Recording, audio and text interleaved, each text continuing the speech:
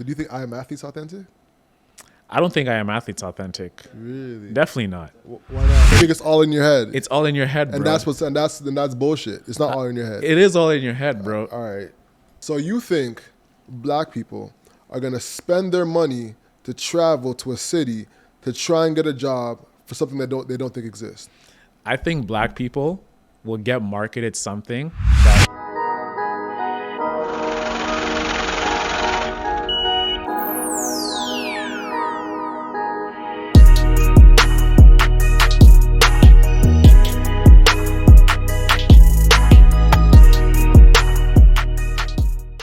Hello and welcome to Hustle Over Everything podcast.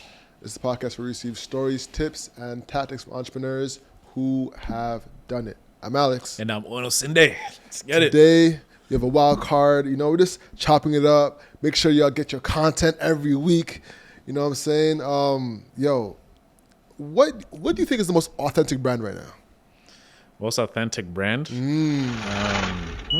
This podcast is brought to you by Nyorai Cellars. If you didn't know, Nyorai Cellars is the only black-owned wine company in Canada.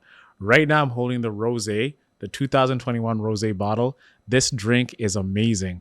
I mean, it's perfect for those dishes such as seafood where you're cooking shrimp, you're having some pasta, whatever it is you're having. Grab a bottle of Nyorai Cellars, the rosé. If you're having a date night with your significant other, you know what to grab. Grab the Nyorai. Whatever it is, grab the Nyorai. I mean, you will not go wrong with this wine. It's perfect for everybody. If you've never drank wine, this is a great bottle for you. Or even if you're a wine expert, you're an aficionado and you drink everything. I mean, you cannot go in Nyorai. I'm telling you, this wine is really, really good. And even though I'm boosting it this hard, is because I really love drinking it. And I'm someone who loves to drink wine. So whatever it is, whatever the special occasion, check out Nyorai. They have Sauvignon Blancs, they have Rieslings. I'm holding the rosé right now. They have a wide variety of different collections of different wines you can choose from. Make sure to check them out. The link is going to be in the description. Check them out. Order a crate for yourself, or you can send a gift to someone that you want to gift some wine to. You can't go wrong with that. So Nyorai Cellars, check them out. Link will be in the description. And now back to the show. It's an interesting question. Shows specifically, like let's say The Pivot. You know, they're authentic. They remain true to themselves. Like, no matter what it is, you're going to understand what... and I'm not saying this just because of, like, what we just discussed before recording. But when I think about it, I'm like, okay, that's an authentic brand. That's who they are. Yeah, I think I'd say that. I think personalities are authentic. So do you think I Am Athlete's authentic?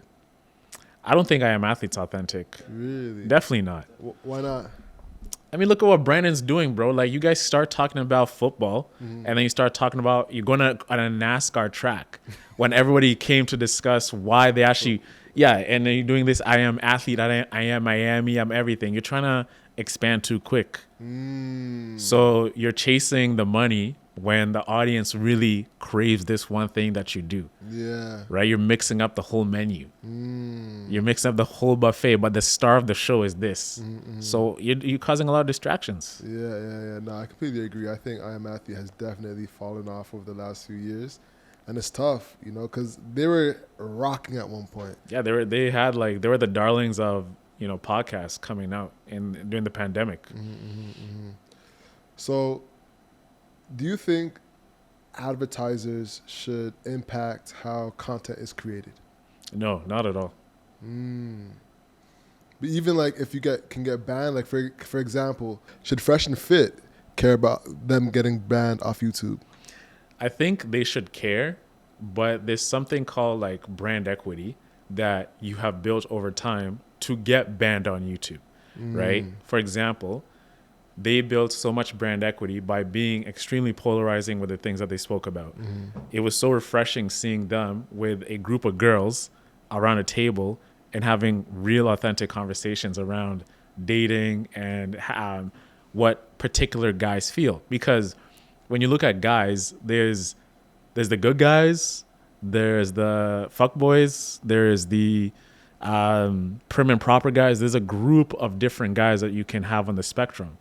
And what they did is they looked at the one avatar of men who say these things in secret, but there's no platform to really talk about it. So it comes fresh and fit, right? So now they're talking about it and they're not holding back. Boom. Guys are like, wow, I found my dudes. I'm finding these guys who are talking about getting money, like this, whatever fresh and fit they talk about. Like, I mean, to paint what they discuss in depth, I don't have enough time, but there's a group of guys who felt what they felt. So they built an audience around that. As they got bigger and bigger and bigger, they reached the critical mass of what they can do with their audience, right? They got past 1 million subscribers. And now they're like, okay, how do we really take this up another notch? Can we really maximize this audience of men to the stratosphere of 3-4 million, whatever, which is a little bit challenging because you've kind of garnered the whole, everybody knows about you who feels like that. So what you find yourself doing is inauthentically doing things that don't really resonate with why you're actually having these conversations. So you go to the extreme lengths, kicking girls out. I'm like, that's a little bit excessive, right? There's some guys who believe everything you're talking about, but they're like, bro, that's a little bit shady if we do that. Like, she didn't even do anything and you're kicking her out. The inauthenticity starts to show, right? So in that case, there's a certain point once you get to critical mass that you've really gotten the audience that you wanted, but you're trying to do things to elevate more, to make more money. And that's when inauthenticity comes out. So I think a lot of brands do that. They go into certain products, certain markets that don't really resonate with the people they were serving, and they start becoming inauthentic, and that's when they lose fans. I can say this. I gave the Abercrombie example when we discussed it, and I said that, Abercrombie was right to, not sell close to fat people, right? And I was like, yo, Abercrombie as a brand, it became big by being exclusive, right? It's okay to be exclusive to certain people, right? There's clothes everywhere that other people can fit, but people are trying to make Abercrombie something that it's not. So now Abercrombie, the brand that it was built over the past 80 years, isn't what really Abercrombie is. So me as someone who worked at Abercrombie, I'm like, damn, I love these clothes, because Abercrombie's clothes right now are really, really dope. They're really fresh, really clean, a little bit more pricey than what we had before. But the Abercrombie DNA, the residue is always going to be what it was, which was selling sex. You have these handsome dudes, beautiful girls as the marketing. And specifically white dudes and girls as the marketing. There was also other after they had the backlash. No, bro. Even when I was there, they were always marketing. It was still the same archetype guy. But when you were there, it was after the backlash. You know what I'm saying? I got in Abercrombie at 2013. Yeah. So all the backlash happened in in the early 2000s. So the backlash you're talking about, was it in terms of employment or in terms of a brand image? In terms of, I think it was both. And then that's when they hired the diversity and equity guy and stuff like that. So there was an effort to make some switches in there. You know what I'm saying? So they blew up and got out to all the malls and across North America by having the prim and proper white guys. And they were exclusionary on purpose, and they had class action lawsuits and stuff like that, like in the doc. And then after that, maybe we should hire a few, you know what I'm saying? And then start developing a process through that. I think the issue is that when it comes to this diversity thing, and I think when we had this discussion before, it was that not everything isn't meant for everybody, right? And when Abercrombie back in 2008, 2007, when it was in prominence, I used to go to Michigan all the time, right? I'll go to the malls and everything. There were black employees, right? So let's say the ratio of out of 10 employees at Abercrombie, I'd say maybe 3 were black, right? And 2 of them were light skin, and then you'd have the dark skin guy, but this guy's like in the back or something like that? Huh? In the back or something? Not even I didn't go to the back or anything, but they were there. They're out front. They're D's. They're really handsome dudes and everything, right? So they had a certain aesthetic, but the majority of the employees were white. So my thing is that this conversation can go in the diversity and inclusion path and whatever, but if brands want to do what their brand is going to be, let them be that, right? If like, doesn't mean you have to support it. So the issue that I have is that if the brand is already doing that, let them do that. You don't have to shop there. I think we've gone in this place in society where we're trying to really throw a blanket on everything for it to look the same. And that's not really fair for authenticity with a brand.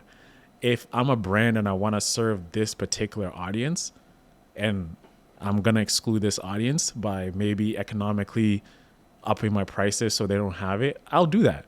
If I want to have this certain aesthetic and market and put in these certain areas, I'm going to do that. If we go to LVMH, right, they own all these luxury brands, and we're trying to say that, oh, we need to diversify your board. We need to add all these certain things, right? They'll be like, nah, that's not how we roll. Like, this is our company. This is how we're going to do it. If you're going to buy our stuff, cool. If not, you don't have to support it. And then you go to somewhere else and do that, right? So my issue is just that don't, like, this idea that everything has to be inclusion and everything, not, or making a brand inclusive, it ruins what the brand is all about. You know what I'm saying? So if you're going to buy that luxury, don't say, oh yeah, can you make like a cheaper watch, like a cheaper Rolex, which is under $1,000 or $10,000, right? No, Rolex is going to Rolex, right? So that's where I come from, the inauthenticity with Abercrombie. That's interesting. You said a lot, like when it comes to managing diversity in terms of being brand authentic, because like at the same time, when it comes, like for example, right now Lululemon's going through it, like because they're not hiring black people, or when they do hire black people, they're not giving them the same opportunity as they're giving other races. You know what I'm saying? So then, you think there's, all right, so what's interesting is that like when it comes to hiring practices, right, there's literal laws against how you hire and being like, yo, because we are, Sir. Damn, I caught me. All right. And you're actually primed now because you're out of a cast, so no excuses. Exactly. So I'm definitely booked. That's 10 on me. Anyways, continuing on. So I think you can be authentic to a point until you're breaking a law, you know. So for example, if I'm not hiring anybody because they're a certain race, or not promoting anybody because they're a certain race, then it starts to become a legal issue where you're not, people are in your company working and you're not treating them right because of who they are and because of their race. I think that's a problem, you know, because if I'm working for your company and doing right, and you decide to start promoting somebody else just because of race alone, then that's an issue, you know? Yeah, and that whole thing with Lululemon, bro, like, that report had so many, because I have a close friend who's a big ambassador for Lululemon. Black guy, Zimbabwe. He's one of Ta's friends, right? Shout out to Taf, right? He's a Lululemon. Yeah, his Ta, my boy Taf, if you're listening, he's a big fan of the show. He's a Lululemon ambassador, right? This guy's dark skinned. He's out there in front of everything. He's like, bro, he's highly championed. He's highly, and he's in Vancouver, where Lululemon actually originated from, right? So, and like, he sees these things, he's just like, bro, what is this business of fashion article talking about, right? You even look at the comments. A lot of people who worked at Lululemon, some black women who were commenting, I was like, yo, I've never actually faced this before. This is, maybe they spoke to a minority group of people that they felt this, but a majority of the comments, I was actually surprised to see that they were saying, nah, this isn't true. Like, a lot of my friends, they work there. There's brand ambassadors who are black. So, you know, the thing about these reports when they come out, they tend to really permeate conversations, and everybody immediately just, oh my God, Lululemon is racist, or they're not hiring diversity. And I think this idea of when a report comes out written by anybody, like we can write a report about saying, oh yeah, what's a big store, like let's say an establishment, Harry Rosen. like Harry Rosen is doesn't have diversity. Everybody starts getting on Harry Rosen about diversity and everything. Now Harry Rosen has to react and be like, who's talking to the media and saying these things, right? And it could be one person. But you see how like when this thing is spoken about and then the public reacts to it, the public takes whatever is being told to them. And the thing about diversity in DEI or whatever, it's such a touchy subject that the overall reaction is to be up in arms and say, cancel Harry Rosen, never shopping there, whatever. It's like we're overly like excited. No, you know, like you just get this mass hysteria happening about not shopping or not doing business with anyone just because an article came out saying whatever, but the public says otherwise, right? So it's an easy way just to remove a brand from getting business just by posting something online and saying this brand or this company does not have enough. It's a definite gray area because there could be companies who deserve that article, right? And there is an expose that is showcasing a company doing malpractice, which is a real thing. And there could be hit pieces where somebody's leveraging the fact that you can create that article to get somebody out of here. You know what I'm saying? That happens all the time. You know, like with the guy from Barstool, what's his name? Dave Portnoy? Dave Portnoy, you know, where he was having all these hit pieces come out against him in Business Insider, you know, and he was like exposing the whole, you know, rigmarole of how it was happening to him, you know. That is a real thing too. So it's a gray area where we can't just knock off and say if people are writing articles and they just swing the media and swing the people, because there's also the other hand of it where people are actually, you know, exposing realities and are getting real occurrences out to the people. You know what I'm saying? What's hard is deciphering between the two. You know, for example, when everyone used to just leverage Trudeau's blackface every like 7 months and then be like, oh, remember Trudeau's blackface? We should get him out of here. And it was like hold on, what's going on here? How come they're always trying to send this blackface throughout the media for us to get angry? You know, that's a reality that happens. So managing the brand throughout both of those, I think, is the challenge.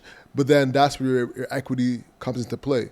You know, because if Fresh and Fit, going back to them, was to get banned off YouTube and everyone was like, yo, what the hell? They're great. Why would this happen? Then it would be a reflection on their brand. Whereas when they got banned and everyone's like, yeah, makes sense. It was a reflection on their brand. You know what I'm saying? So like as we create, it's important to be cognizant of, you know, what they're putting out, because it ends up, you know, being the representation of their brand, you know? So yeah. And that thing with the whole DEI thing and whatever, it is a very gray area. But I think as well too, like this whole idea about DEI in itself, it's a multi-billion-dollar industry. Like really think about it. I can go towards a company and I can legit guilt them into actually teaching their whole organization about DEI and everything, right? So it's become such a cash cow. Everybody is profiting from this idea of racism, microaggressions, understanding how to treat people of like color and everything like that, where an organization maybe with 30, 40 people, these people were already mingling and everything, but now they have to go to these trainings that don't even serve them because I like, let's say, this guy Kevin who's black. It's like, why do I have to now treat Kevin a certain way? Now I got to understand how to really filter the way I speak to someone because of this training that we're getting. Now, if I ask Kevin, if I see another black guy, what do you do for work? That is now deemed as, I am assuming that he might be doing something that is not quote unquote as professional, because this is the image of how a specific group of color or background are seen, right? So it's creating a problem when sometimes the problem isn't there. So this whole idea about, you even see it on LinkedIn, there's these advocates for DEI training and everything like that, where I was like, man, if you go to a company, everyone's already getting along, right? Not necessarily. Why wouldn't they be getting along? There's a ton of things that happen in companies that where people are feeling alienated, mistreated, microaggressed in companies all the time. That's a very regular thing. And a lot of women didn't want to go back to the workplace in terms of going from work from home back into the office because of the microaggressions they'd get and all the slight comments from guys and things of that nature. So like there's all like other elements that could play into that. But bro, it's becoming more the whole aspect of this thing. It's becoming more of a diversity of bodies more than actually having because if you're an organization, you're actually trying to get people's backgrounds and experiences, aren't you? And their view of like how they arrive to that certain type of thinking. Mm-hmm. Right? Isn't that the fact? So like, is it more about like diversity of bodies, or I think more? it's a mixture of both.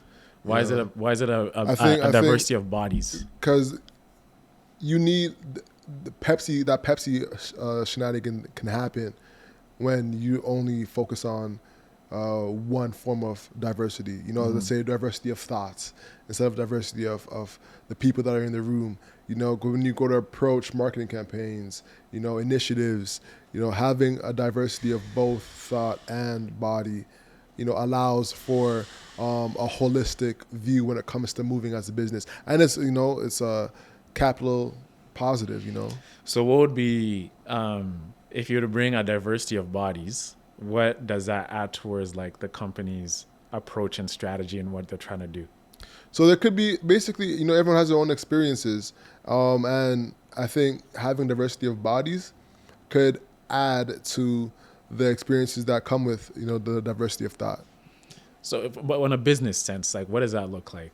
So for example, let's say I am P&G and I'm thinking about some of the big bets I can make, you know, because I opted for having a diversity of body and I have a black woman in the space.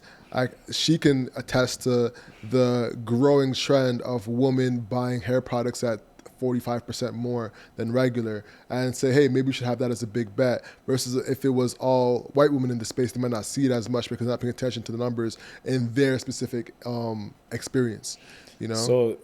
So that in that way is assuming that certain groups, there's like a monolith of thinking that they all fall under. Not necessarily, but there is gaps. So it's not necessarily a monolith, but there's gaps. You know, I think to say that they're a monolith would mean that they all think the same. That's probably not the truth. But there's probably gaps between what they're seeing and what other people are seeing. You know, that's kind of the difference. You know, for example, and even like with the relevant social media now, there's a lot of companies that will hire from who they're seeing on social media. But social media is plays a big part of social media. You know what I'm saying? If you look at people who are following Keith Lee, a lot of them are black. Mm-hmm. You know what I'm saying? A lot of people who are following Alex Earl are white girls. Mm-hmm. So if I have a company that has predominantly white girls, the social media feeds are going to be predominantly white girls as well. So the people that they're going to go hire when it comes to marketing campaigns, it's probably going to be white girls too. Mm-hmm. They're not going to know as much black girls or white girl or, you know, brown people, black people, or, you know, Asian people because they're not as exposed to it. So there could be a gap there, you know? So but then again, bro, that goes under the assumption that like just because that chick is white, that she doesn't deal with that particular group of people. You know what I'm saying? It's not a gap. I mean, it's not an assumption. When you look at the data as a marketer, when I look at the data of who's reacting to ads, like for our ads, when I look at the ads I run for clients, if I have a Spanish guys usually react to it, or people who think, because he's Spanish, he'll do a good job, you know? Versus when I have a black guy and I'm doing advertising for him, a lot of people who react to that guy are black, you know what I'm saying? So there is a element of reality that happens. It's not just like pure assumption. There's a reality that happens that goes along with it when you have representation in place. So I think the appearance or maybe seeing something on like a package that shows someone that looks like you, it can do a couple of things. Okay, if it's a hair product, this is like a hair product catered towards people who are black. Mm-hmm. This is catered towards black women. If it's something that has to do with like age, this is for elderly men with gray hair, depending whatever. But to be in an organization and to say that we are going to hire more black people because they're black, just because of them being black, it doesn't really make sense to me. Because if we're really trying to move units, we want to just figure out the strategy that people understand. Like, two black guys, even though you hire them, could have totally different experiences. For sure. Right? So the idea that they all fall under the same experience, or like an Indian person falls under the same experience, or some other group, just because you have to fill a diversity and inclusion quota, to me, that's where it falls short. Because you have a lot of people in these organizations who do have a certain type of thing. You can have an Indian guy, let's say Armin, right? He grew up around a group of like black people. He can have that thinking, hey, listen, I know that this, just by understanding this, having this thinking and having working in these different fields, that this could work, right? So that diversity is actually taking power away from everybody, because it's making, let's say, white people think that they have no capability of thinking what's best for a particular group that is backed by research and actually understanding and interacting with that group of people, that at first instance, they're going to think like a white person if they're trying to service this particular archetype. And then for black people, it's also a disservice, because it tells them that all of you guys are the same, no matter where you grew up, where you went to school, or where you actually came from, that all of you guys have the same experience now. So we need to fill it up with the bodies of people like that. Right? Because if we're going by bodies, we're going by specific image of, we want more black people to make this place feel inclusive. Right? But this is a place of business, right? We're thinking about how we could actually increase this whole thing to make more money. So when you have that type of thinking, that's why I'm just saying, what's the point of even doing that if we're actually trying to make money out of... It depends on their goals. You know what I'm saying? So for example, with business growth, let's say I'm Bevel and I'm moving to Atlanta and I want to target the people in Atlanta and have quality employees in Atlanta. Yeah. And I'm like, all right, we're trying to grow in this predominantly black geography. And should I just be hiring willy-nilly and just be like, all right, whoever comes in, or should I be like, all right, let me strategize in exactly what I'm hiring and have a diverse set of people, so the marketing and the initiatives match that. That's kind of where I think that's an example of where I think, diversity makes a lot of sense. Yeah. And, companies are serving multitudes of people, products serve different demographics. So that should be reflected in the marketing as well and in the hiring processes as well. So, I think diversity and inclusion, it can get hairy-fairy very quickly and get to a point where it's like, this is no longer making that much difference in regards to,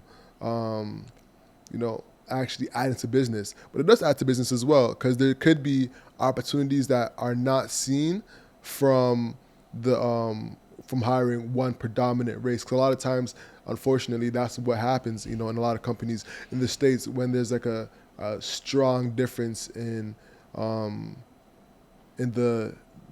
demographics. Yeah. And the Bevel example, like, great, this is a product serving this particular demographic, right? The Bevel team just didn't have black people too. It had white people, it had brown people, it had a mixed bag of people. Even the CMO was a brown lady that Tristan hired her at the time. So my point is that I think we're talking about the inauthenticity of different companies utilizing DEI as a way of just, hey, we have to do this, and they don't really believe in it, and it doesn't really make a difference, right? So that is what I'm trying to say, is that it's becoming pointless when companies already within, even people within those groups, they're already working well together, right? They're already hired there because, wow, like, we appreciate your experience. We actually love what you do. Why do we need now? We already have these people now. Why do we need to train them on DEI again? Right? Got you. There's a bit of a shakedown that's happening. It's There's a bit of a shakedown where like it's like, it doesn't matter what you have already. You're gonna get this DEI right? training, and then they get called racist, and they're actually like being told that you don't care about people of color, you don't want to hire.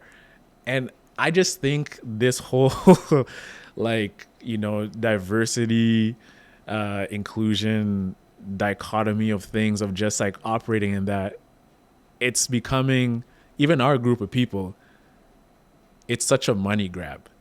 It's become such a big money grab where if you go and guilt these companies, they're going to hire you, and maybe that training isn't really needed, Got you. So here's the thing. It's a gray area because you don't know which companies do need it, which companies don't.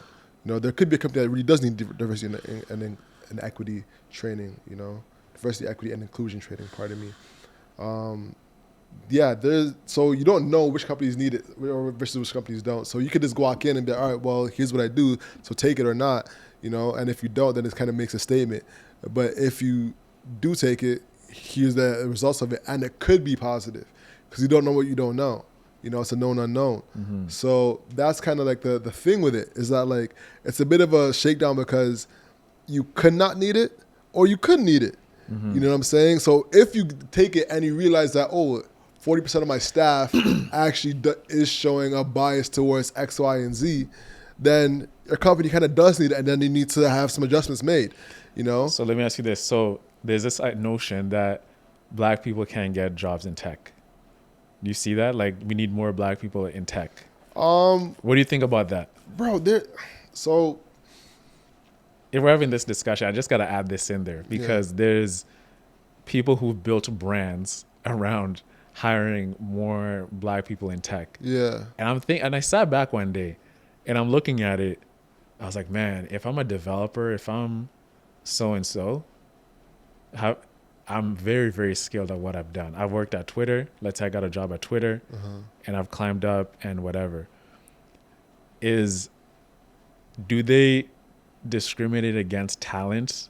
That now this whole idea that, because I've worked in tech with many organizations, and it was not hard for me to get a job, so like just to see this whole brand building of these trainings and this whole notion of pushing people towards and shaking them down where they're already hiring people from all backgrounds. That's where it just becomes like, even brand building in terms of like personalities. I'm like, man, how much more is this going to keep being pushed where it's actually, okay, we don't need to do this anymore because if you're good, you're good. Right. And this is kind of going back to what we discussed about the whole affirmative action thing. I don't even know how we got here, but this is what I'm observing, is this whole brand building around, get more, people of color in tech, people in color in tech. I was like, man, when has there been a challenge to get a job in tech? Bro, there was a huge challenge to get jobs in tech before because it was predominantly, like it was a PWI, it was a predominantly white institute where just most people were white, and it was hard for white people to get jobs in tech. Now, we're starting to see more opportunity, but there's still barriers to get in jobs.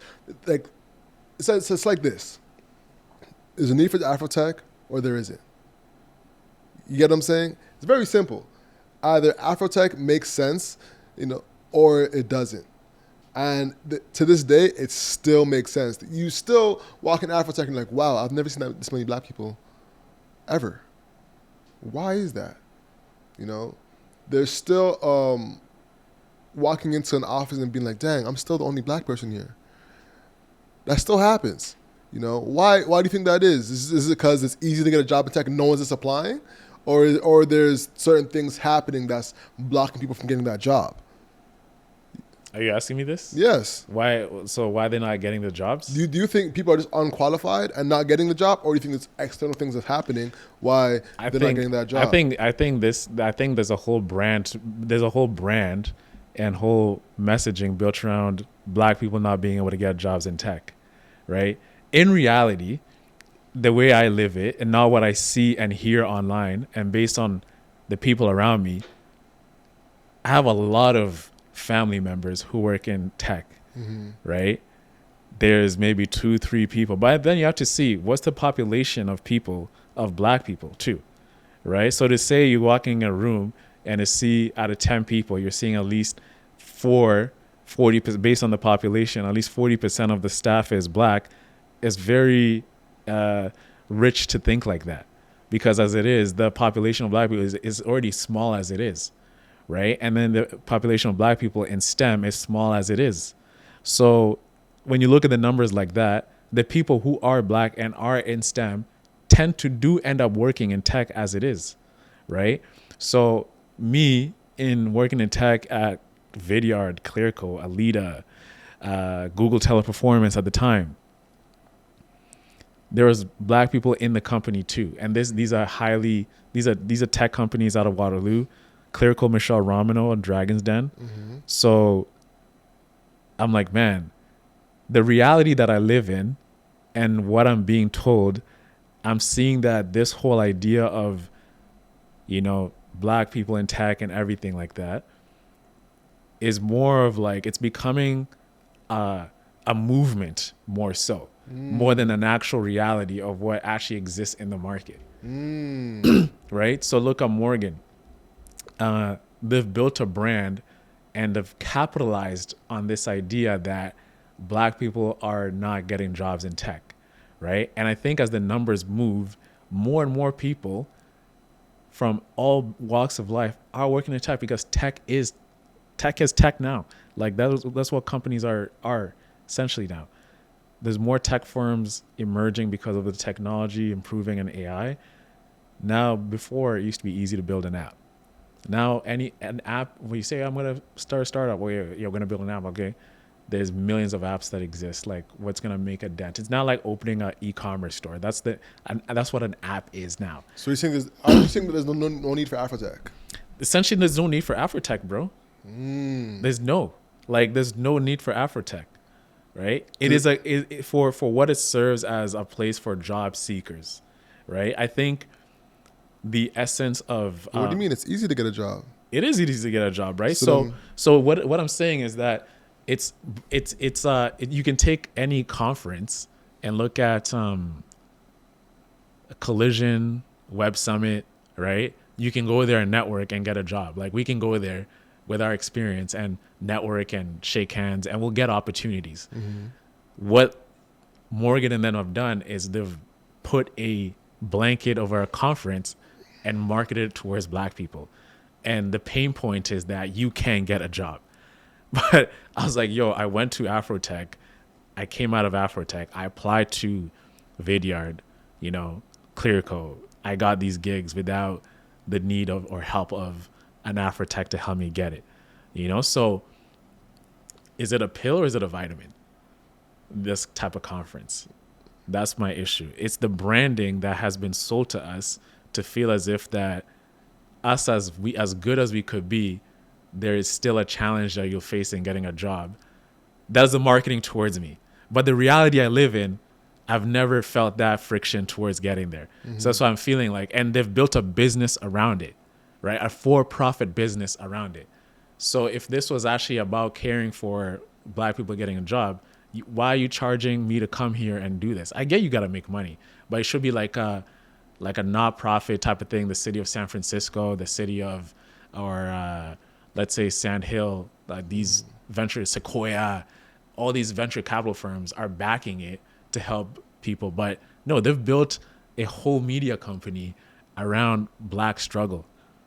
Right, for this particular brand, Afrotech, right? You have like Blavity, everything, Black News, cool. I get behind that, right? But the pain point that you're not able to get a job without these type of things that you're putting out, that's why I kind of disagree. Hot take. Totally disagree. You disagree? Why do you disagree? Just because it's warm where you are doesn't mean that global warming doesn't exist. Just like that. There is still a challenge for a lot of black people to get jobs in today's day and age. And that's why so many are flocking to Afrotech to get jobs. That's why BPTN is sold out, because they want to get jobs. And a lot of times the jobs that they're getting aren't high paying jobs as well. So the difference is the two. Not only are people getting jobs in tech, that's a big thing. People are getting jobs in tech, that's for sure. But getting high paying jobs in tech is a different ballgame. So there needs to be training and elements to teach people to get that high job and get the training to get in that role and be, ready for it. So that's why I think there's still a major gap when it comes to, hiring black people in tech. So yeah, I disagree, bro. I think when it comes to C-suite roles in tech, there still isn't that much.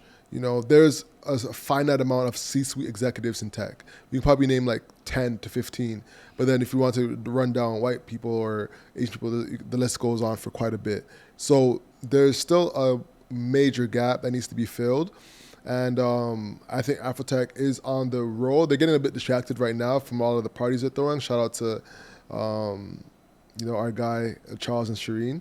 But that's the reality, That's the reality. And if you look at the numbers of the black wealth in America, it would reflect that and not reflect the overwhelming majority of people just being wealthy.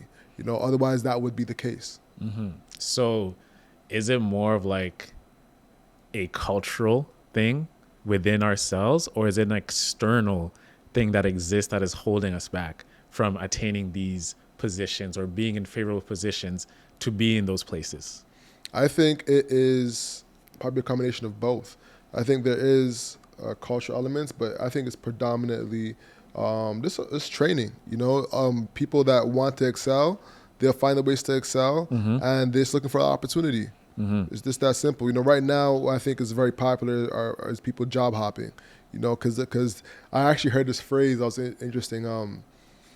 Corporate America favors the girlfriend more than the wife. Yeah, I saw that clip. I saw that on TikTok. Too? Yeah. Yeah. And we're probably on the same TikTok on Hustle. But that's exactly it. So people are job hopping and learning to maneuver to get more money for themselves versus, staying in the job forever and not getting, properly compensated. But I think I get that. That's generally, that exists within any role. Like if you are within a company for so long and you're doing well, you're the golden goose. You're producing a lot of great work, but you're not really compensated at the market rate. The idea of Afrotech, you mentioned one thing that I was really kind of thinking about.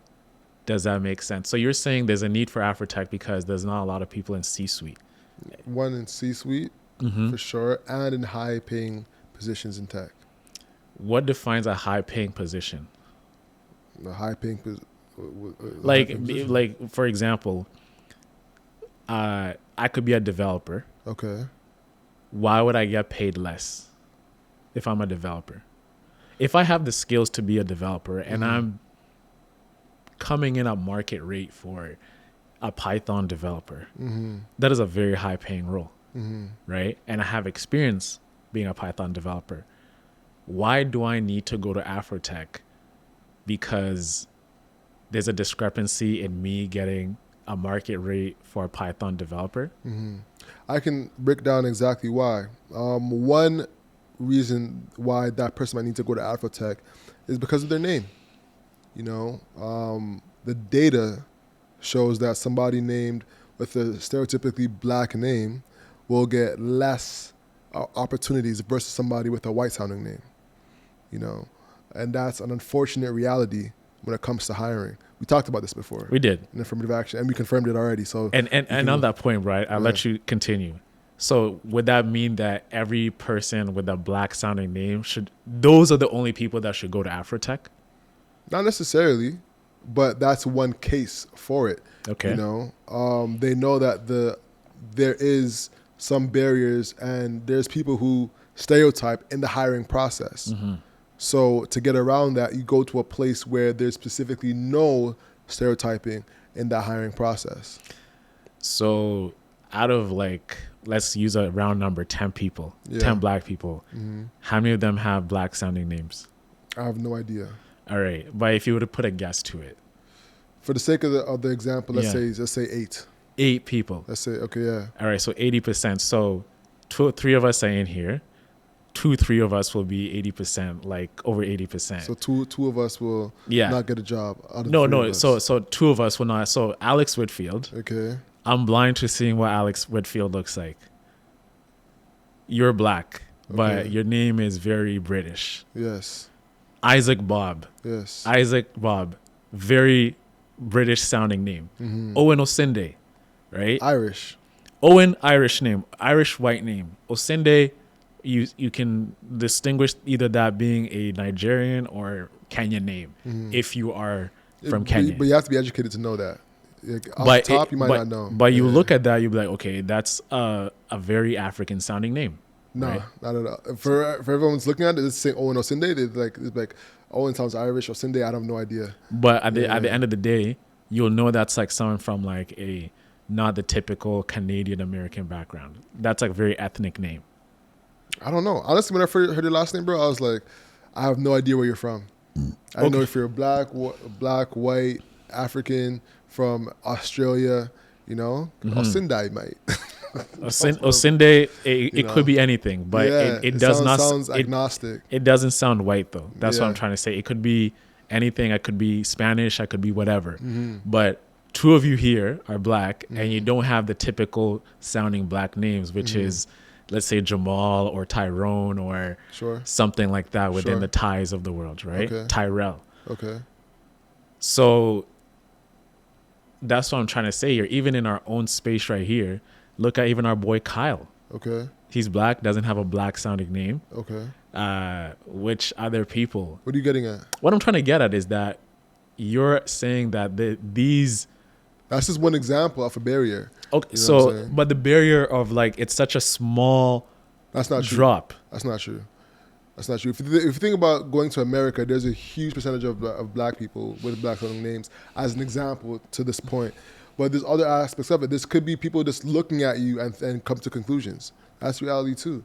You know, there's people who stereotype, unfortunately, in this day and age against black people, and it's an unfortunate reality. You know. So in that argument now, do we stereotype against other races? Yes. So does that mean are we trying to eliminate stereotypes altogether towards black people? Yes. Like is our struggle in stereotypes a lot higher than other groups? I think they could be negative. So there might be think that, oh, this is a very complex role, so a black person might not be as suited for it in some people's messed up minds. You know, that could be an example of some people jumping to conclusions. So within that line of thinking, Yeah. would it be fair for other groups of people who have certain stereotypes amongst them to also set up their own type of conferences to also eliminate those stereotypes that And those exist. all right. So if let's say a white conference happened, right? It's like, okay, this is like, let's say whatever name you want to put it, but it's towards celebrating like a Caucasian type of group of people from a particular background. Is that okay for them to do? Do they face barriers? I don't know, but they do face stereotypes. I feel like it is trolling for the argument. I'm not trolling. I'm just trying. You think that there's a case for a Caucasian tech?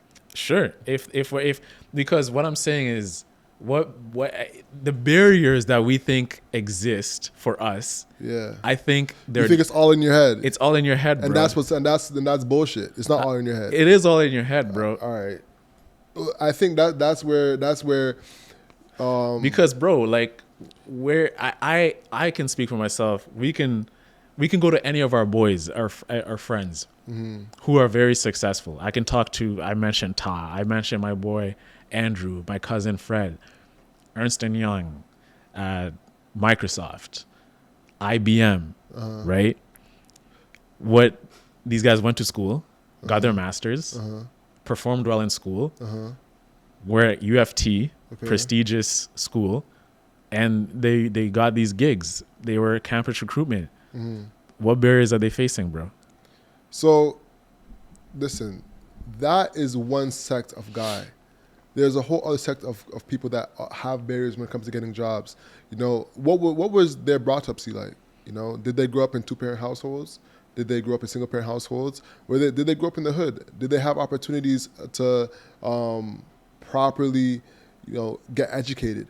So what if they weren't educated? What if they didn't go to Ivy League schools or good schools? So are they facing barriers? There's people who didn't have that same type of life that still want to get jobs and still progress forward and get into Ernst & Young. So those guys might have a harder time getting a job because they didn't go to the Ivy League school. They didn't go to Waterloo or York or whatever school. So there's still opportunities that need to be met and people who need to meet those opportunities, but then they have the right training and the right life to meet them and prepare them properly. So a place like Afrotech where they can get training how to code, how to meet the right people, how to carry themselves could be the right avenue for them to go to in order to be properly prepared for getting a job there. So getting a job is an external thing that exists, right? It's something that is in your control, but it's also out of your control because I hold the decision of bringing you in.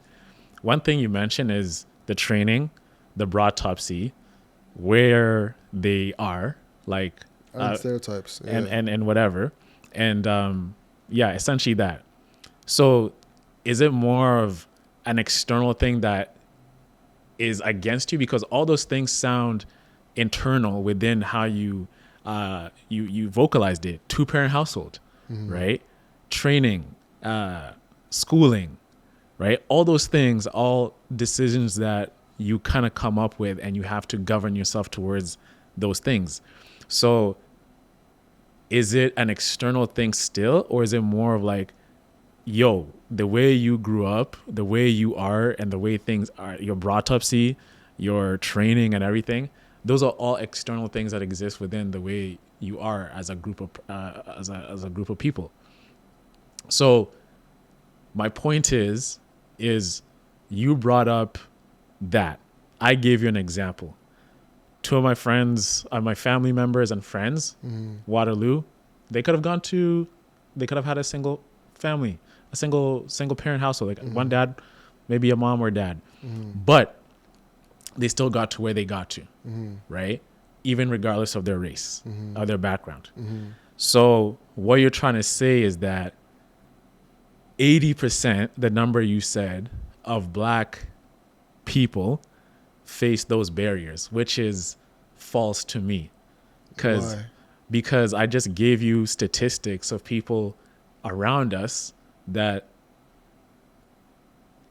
exceeded without those things holding them back. I was saying 80% as in people who had the names, you know what I'm saying? Not necessarily people who so for example, like, here's the thing, this is not my opinion. This is backed by data that we can look up, So if you can Google it for yourself and say, hey, is there disparities in hiring practices based off Black names? And then you can see the answer. You know what I'm saying? So it's not a matter of like my opinion and saying, hey, this is what's happening around me. Hey, I have cousins that have jobs in tech. I have friends that have jobs in tech, I have people who own tech companies that are friends of mine. That does not mean that there isn't a swath of people who are not getting prioritized in their hiring process. Just because people around us immediately aren't getting, and people in our bubble aren't getting hired, doesn't mean that there is people, sorry, let me say that again. Just because there's people in our bubble getting hired doesn't mean there's people outside of our bubble not getting hired. And the fact that you say that, the fact that we're magnifying a problem that it's 50-50 negates the reason to even have it. What do you mean? What 50-50? Where did that come from? Because you're saying there is people who are in tech who you do know that I know who are Black and are thriving, and there's a group of people who are not. So how's it 50-50? Because let's say like it's either or, right? Because I gave you examples of people who are Black. They have Black sounding names, right? They have Nigerian sounding names, and they are excelling with Black names, right?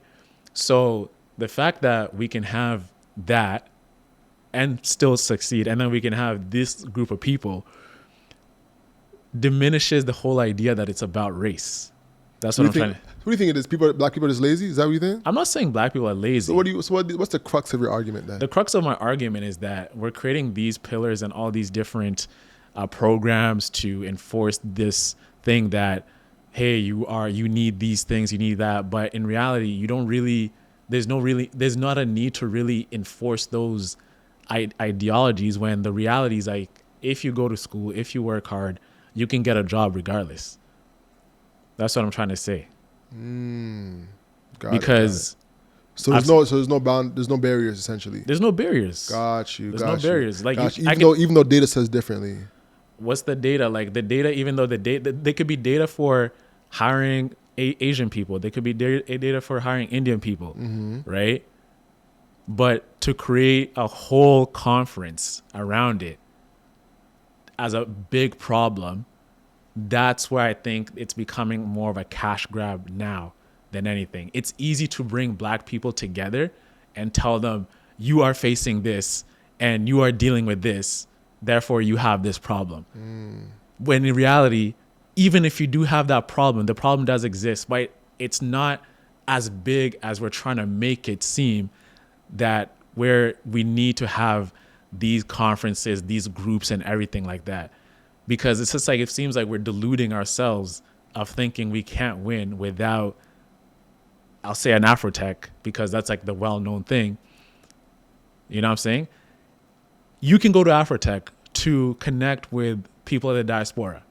You can say that, right? But to paint the problem that you can't get a job and that's why we put this thing together, I think is false. And that the magnitude of the problem isn't really fitting what they're trying to do with perpetuating this narrative that you're not getting opportunities. Because black sounding names, that's been one of the main things that you're saying. And I think what you're trying to say is a stereotypical black names, right? Which is it's more of like a cultural thing that goes behind it, right? And to say that black people in general who have a black sounding name, say Ikechukwu, that's a black sounding name, right? So, African sounding name. So it's more of the black American, but how many of those dudes exist to present that big of a problem? What are you talking about? That's the whole notion of it, that there's that many people that exist that are showcasing that there's a problem. So that's why we need to have an Afrotech, is because that's just like one of the stereotypes that happen. So as I said earlier, they're saying the data shows that there is stereotyping that comes to the hiring practices based off one example being names. So because of that, there's people that are not getting jobs even though they're qualified because of their name. Okay. That's why I'm saying, bro, would you be comfortable if certain groups, right, have that, hey, you know what? We're Indian people. That exists. There's an Indian tech, there's an Asian tech, there's all those things. So conferences exist. Yeah. And so they can have that, but not, like, let's say a white group has it. They'll be like, nah, that's not right. I think the reason why they wouldn't have this because it would be like, for what? You already have the predominant population when it comes to tech. So it's like, where does not compute. Or jobs in general. Probably, yeah.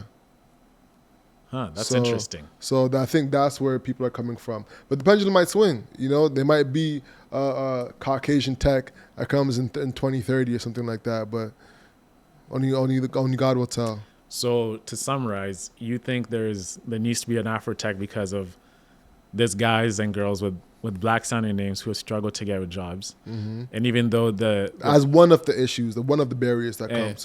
If for this argument's sake, right? Because I don't think you got to mention at least another, let's say 2 points to really round out your argument that the problem should be magnified like this. What are the 2 other points apart from the black sounding names that we need to continue this perpetual problem that if you're black, you can't get a job in tech?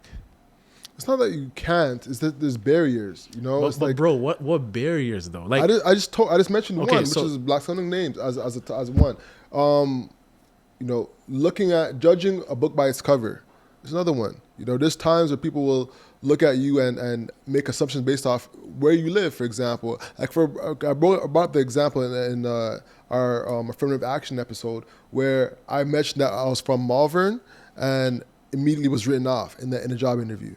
You know what I'm saying? And that was a reality. So I can only imagine if somebody's from Southside Chicago and is trying to get a job in tech, and they're like, "Where are you from? You're from where?"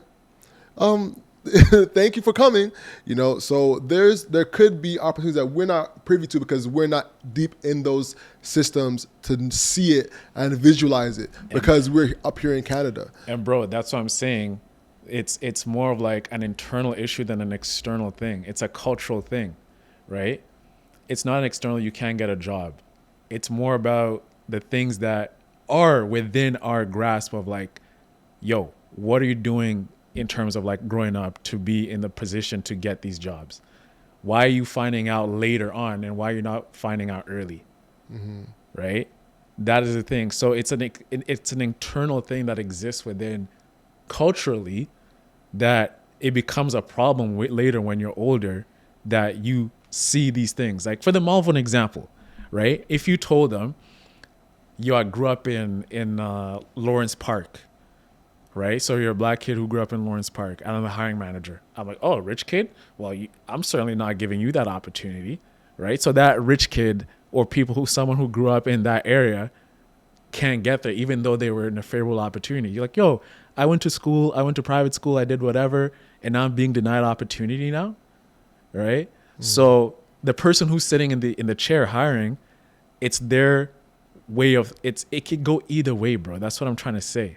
Well, you think people are going to hire more for people? You think they're going to deny people from the hood versus in the good neighborhood? Do you think it's going to go either way in the equal percentage?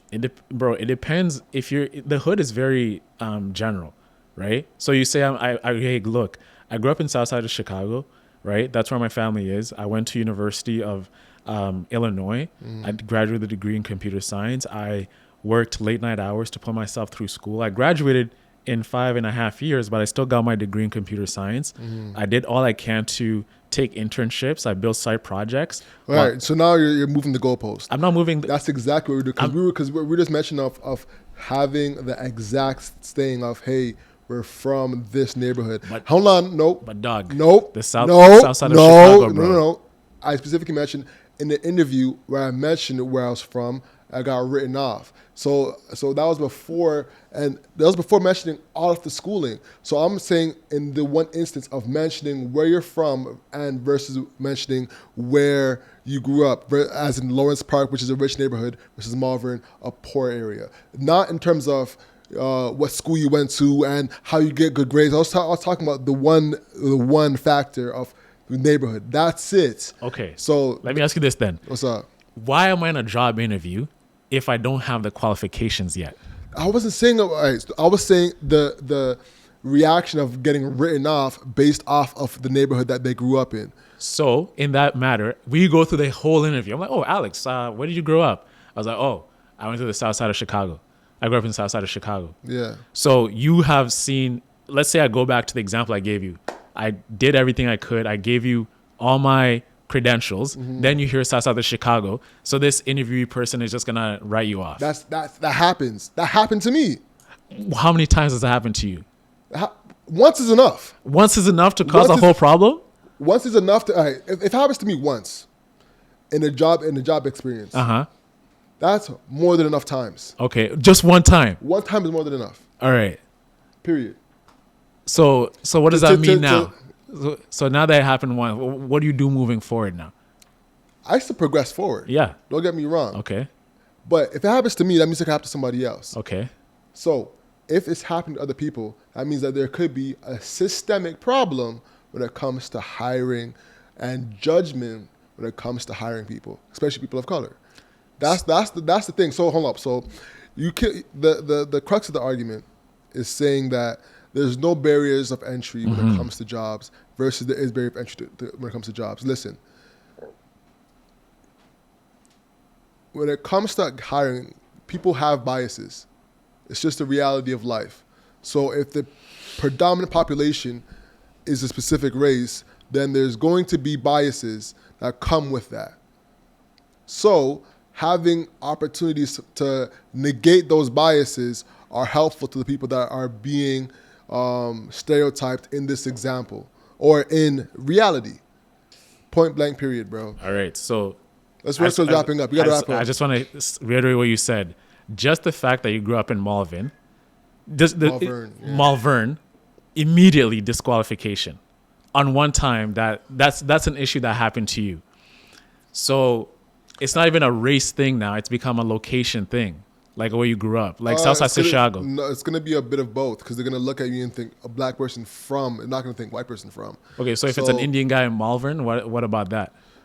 I'm not sure, bro, because it's not my experience. So that experience, bro, then if it's just like you, one time, after that, you think I'm going to mention it again? Bro, I'm not gonna be like, yeah. Well, since last time I got denied a job, let me bring it up again in the next job interview. No, I'm gonna keep that shit in my back pocket. But dog, if you said this 5 times and it became a place of using it to disqualify you, but who would mention it 5 times? It happens once. You're gonna learn. Hey, that happened. I'm not gonna do it again. But bro, when you look at data and you look at one cause, and now you're basing everything now off that one cause, that means it's actually. Like, what, when you look, like, I'm just confused, bro, because it happened one time and you're like, okay, that's the reason I didn't get it. That's because I grew up in Malvern.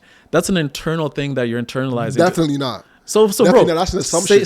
So that's an assumption. So you're making an assumption to say. No, I'm saying you're making an assumption of what I experienced. But you're evaluating what I went through because you went there in the room to see her reaction to me saying where I'm from. Uh-huh. You're just judging off and saying because I haven't been there, I assume that I would only estimate me not getting a job based off of where I'm from. No, I saw her reaction and I saw the wheels turning in her head to say, yeah, this guy is not it. Versus looking at me and judging, versus my experience from being a graduate in fashion, for example, in this job interview that I was in. So this is like something that happened to you one time, and now it should be a problem that is being used to say that all the Alexes in the world, and they say Malvern. No. So bro, what are we arguing here? Because one thing you're saying, Malvern. No, I'm saying the data that I see, I can relate to it because I have had a similar experience in my life. One time. One time is more than enough. If someone walks up to you and says nigga and punches you in the face, one time is more than enough. That is an extreme. But you're saying, yeah, I grew up in Malvern, and that's because. So, bro, it's not even like you grew up in Malvern. If she didn't want to hire you because you're black, she didn't want to hire you. Like I said, if you were there, you would see the reaction on her face. Mm-hmm. And be able to understand what I'm saying. Yeah. And because you're not there, your only assumption can be, it's almost incomprehensible to you to think that somebody can make that judgment of where I'm from and think that, yo, he's from the hood, I don't want him in my company. It's almost incomprehensible to you. Am I right? It's not incomprehensible because, one, if you told me this happened, if you're just saying, hey, yeah, like this is my reality, I grew up in Malvern, and you gave me 5 out of 5 reactions, I would understand the way you're feeling right now. But then who would make that stupid move of seeing one thing happen that denied them from getting money and replicate that multiple times? But bro, that makes no sense. It becomes a confirmation bias thing. It's as if that, to me, it sounds that, okay, I said Malvern. Malvern is seen as this place that is like maybe like a, I don't know how you describe it, that if I bring it up, it's like I'm looking for ways to confirm her denying me because I said that. No. All right, so, bro, like I said, this is a reality that I went through. Yeah.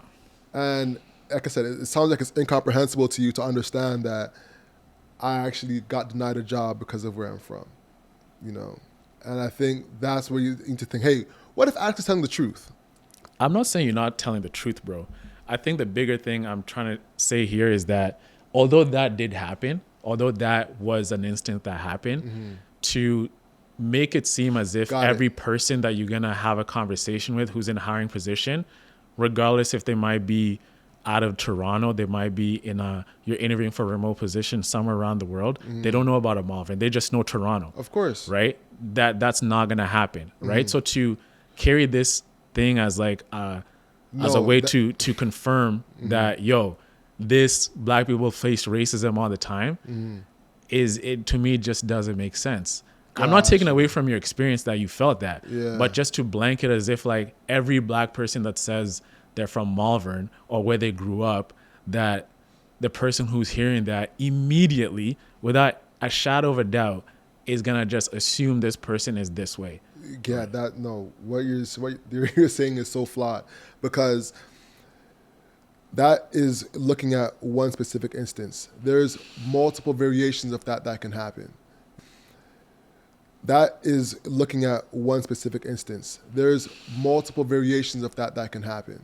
You know what I'm saying? It could be someone judging based off hair. It could be someone judging off of what they're wearing that day. It could be judging off of their name, like I mentioned. It could be judging off of several different things. It's not just based off of their neighborhood. That was just one instance that I brought up because that was my experience.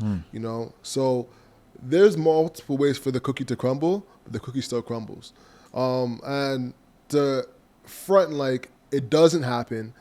Don't get me wrong. You can still bake a cookie with what you have, but that doesn't mean that the cookie doesn't crumble in this experience. So that's the reality of it, bro. The data backs that up.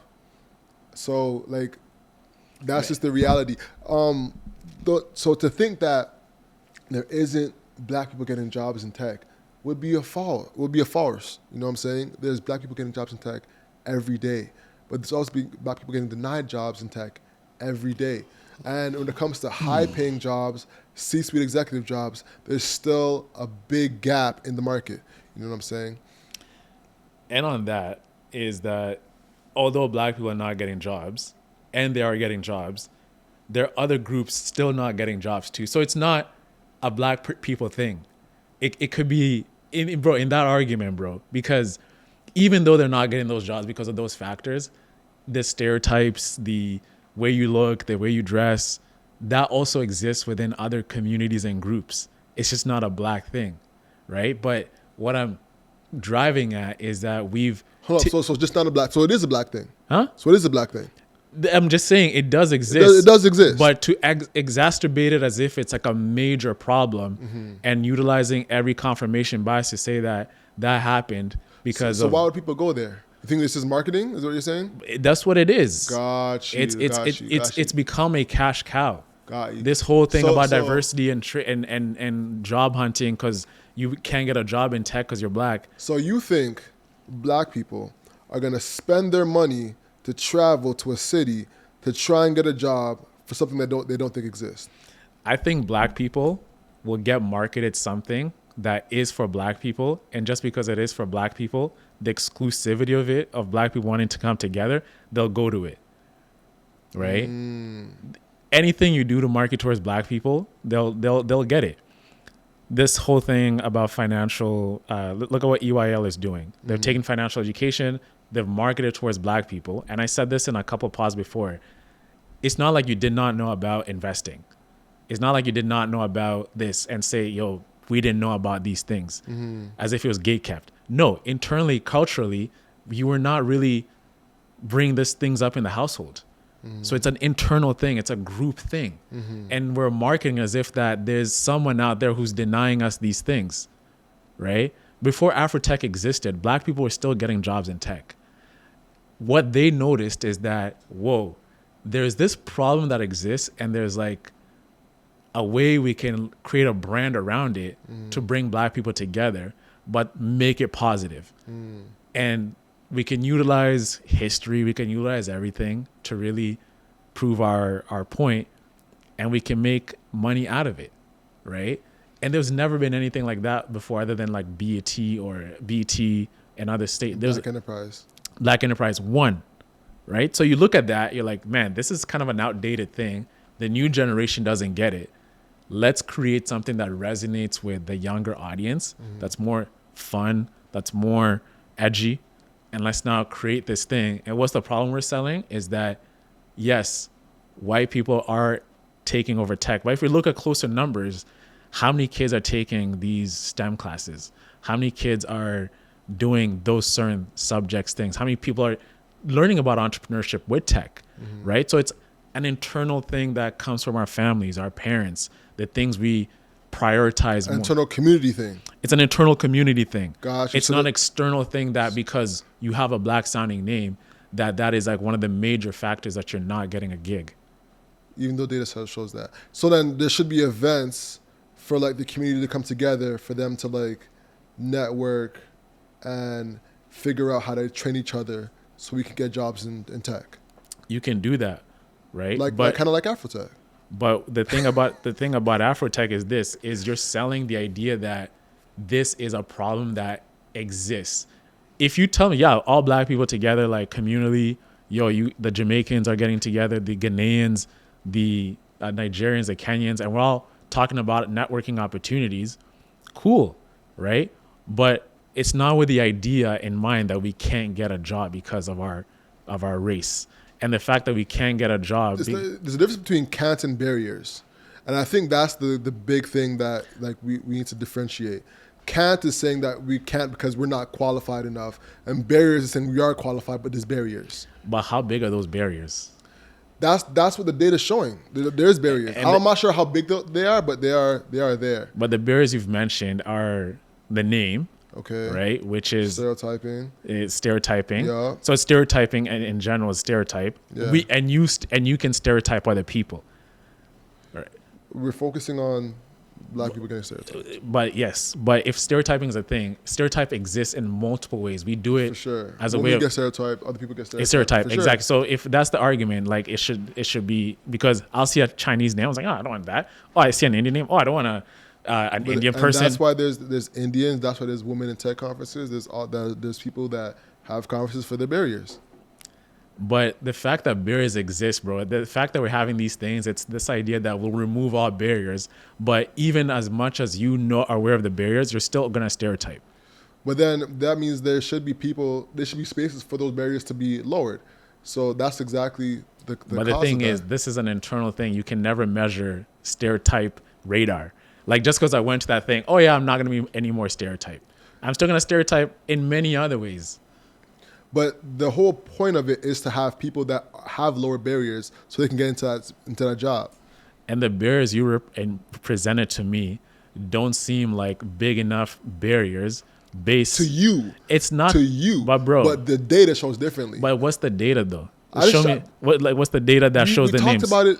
I can bring it. I'll bring it up in the pod so people can listen to it. Bring it up. But the data was there. We brought it up last time, and I presented it to you, and that was irrefutable from a reputable source. Okay. You know. So, but the thing, what the data says and what we actually know ourselves. No. What you know yourself from your bubble, not from what the data shows from outside your bubble. But bro, I've been around so many. False. What do you mean false? You've been in your bubble. You don't know how many people from the hood do you know.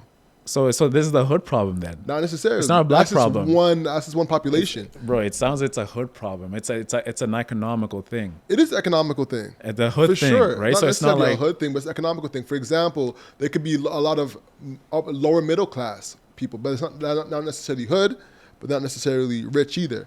So it's like a multi-unit economical thing. So, bro, man, multi-level, not unit. It seems like it's not a black person thing then, because it's a both thing. Because it could be economics plus race.